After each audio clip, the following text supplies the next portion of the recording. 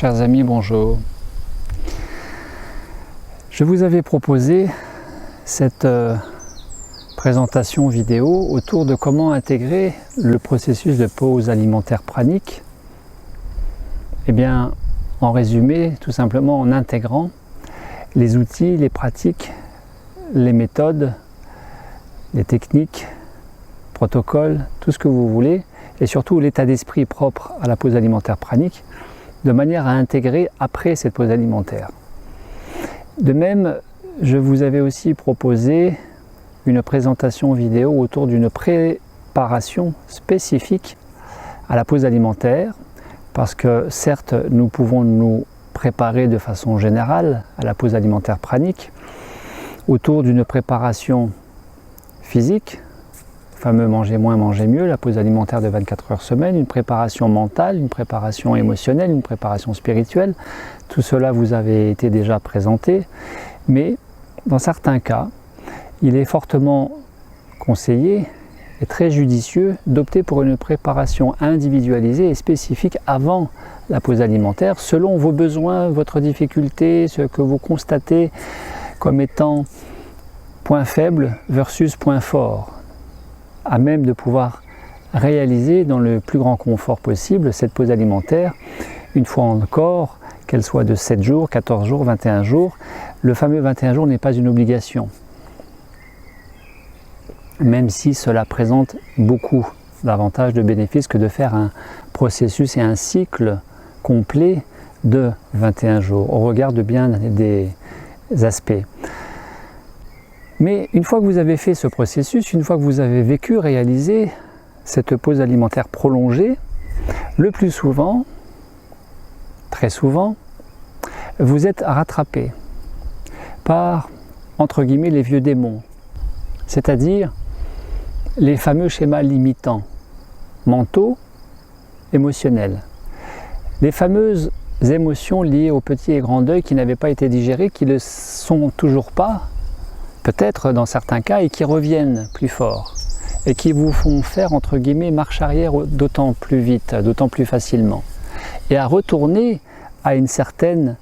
nourriture anarchique, quantitativement parlant, qualitativement parlant. Et donc, j'officialise aujourd'hui, sous ce magnifique soleil vosgien, j'officialise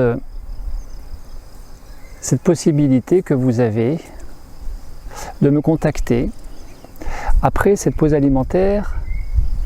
pranique ou non pranique, jeûne ou pause alimentaire pranique, que vous ayez réalisé avec moi ou avec tout autre accompagnant ou accompagnante. Eh bien, il vous est possible, en tout cas de me contacter pour une intégration à cette pause alimentaire qui n'est plus forcément dans le temps, lors d'un temps de pause alimentaire, pranique ou non pranique. Vous avez réalisé 7 jours, 14 jours, 21 jours, peut-être 28 jours de processus de pause alimentaire et vous êtes très content d'avoir mis une certaine distance sur une tendance boulimique, sur une dépendance à telle nourriture, sur une difficulté, une certaine difficulté à se positionner et donc à s'affirmer, sur une petite ou grande difficulté à s'estimer à sa juste valeur, le fameux amour de soi, la fameuse estime de soi qui est indispensable pour se réaliser dans la vie. Et donc s'accorder le meilleur, tout simplement. Vous avez une tendance à procrastiner, vous avez une tendance à vous oublier, à vous interdire au profit d'autres personnes, parce que vous êtes peut-être piloté par un schéma sauveur, ou vous êtes rattrapé par un schéma victime. Vous savez, dans un processus de pause alimentaire pranique, quand bien même de 21 jours, nous ne détoxinons pas complètement. Ce serait très bien, ça serait tellement beau en 21 jours de détoxiner 30, 40, 50, 60, 70 ans de vie terrestre, à manger plus ou moins en conscience et plus ou moins bien sûr, et nous ne déconditionnons pas entièrement, nous ne déconditionnons jamais de ces schémas limitants, émotionnels, mentaux. En tout cas, nous ne déconditionnons jamais complètement. Et ce qui n'a pas été déconditionné peut être a fait l'objet d'une certaine résistance pendant ce processus à votre niveau parce que vous aviez du mal à lâcher, à accueillir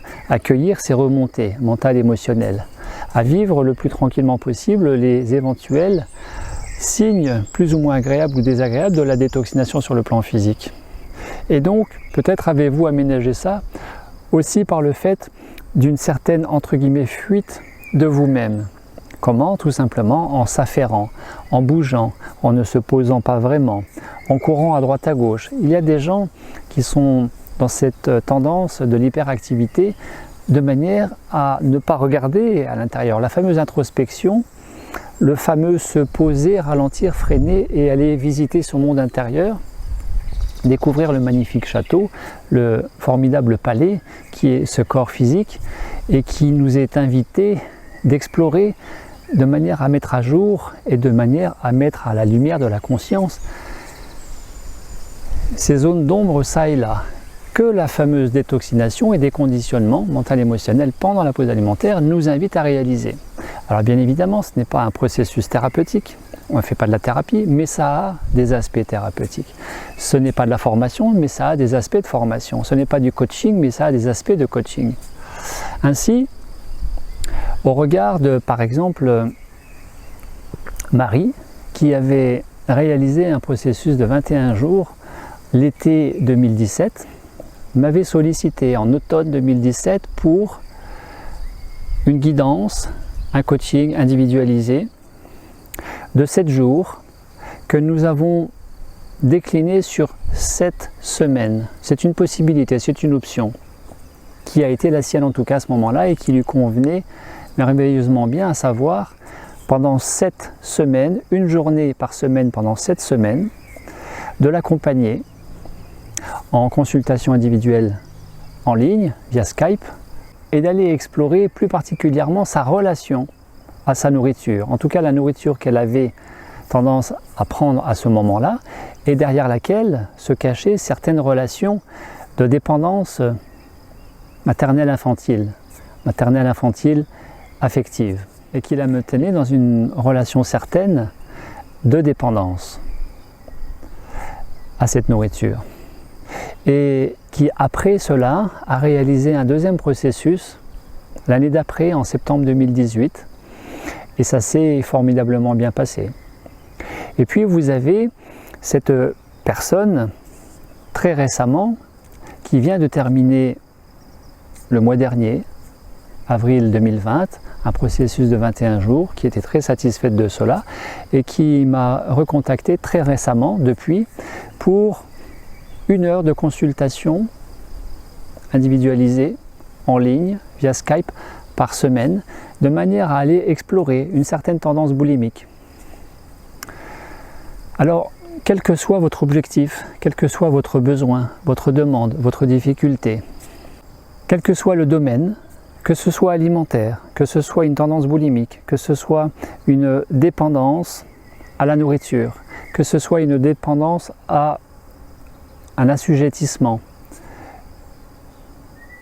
un fond relationnel dit pathologique parce que tendance bourreau, tendance victime, tendance soumission, tendance je m'oublie et il n'y a plus que les autres dans ma vie,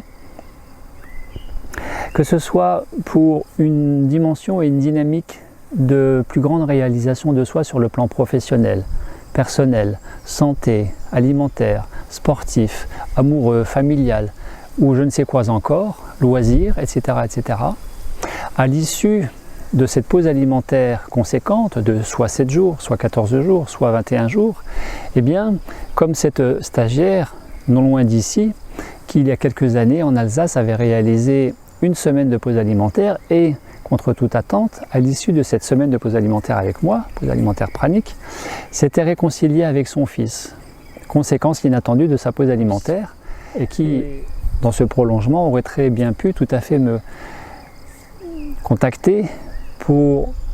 me demander de l'aider à consolider ses retrouvailles avec son fils. Comment? Eh bien tout simplement en revoyant le mode relationnel, la communication, l'affirmation de soi, stratégie d'affirmation de soi, dans une dynamique, dans une cellule, dans une triade familiale, etc., etc., etc. Alors, une fois encore, il vous est tout à fait possible de me contacter, quel que soit le domaine, quelle que soit la difficulté. Et puisque cela est individualisé à l'issue de cette pause alimentaire, nous verrons ensemble, nous étudierons ensemble, avant tout engagement de votre part et du mien, ce qui serait la plus adaptée des formules. Normalement, une consultation d'1 heure par semaine, autant de consultations, autant d'heures de consultation, autant de semaines qu'il y a besoin pour que vous atteigniez votre objectif, et moi de vous accompagner avec les outils du coaching, du développement personnel, du déploiement spirituel, de la thérapie psychocorporelle, etc., etc., afin que vous découvriez ou redécouvriez des outils, des approches, des techniques, des méthodes, une posture, comment développer une intention, comment lâcher du mental, comment équilibrer mental-conscience, comment gérer son stress, comment lâcher une dépendance à certains substituts au bonheur que constitue peut-être l'alcool, peut-être le tabac. Et je pense actuellement à Laurence pour cela, qui m'a contacté récemment dans ce domaine. Eh bien, nous verrons ce qui vous correspond le mieux comme formule, et ce sera de toute manière une formule adaptée à votre profil, à votre besoin et à votre demande. Je vous remercie et je vous dis belle journée à vous et à très bientôt.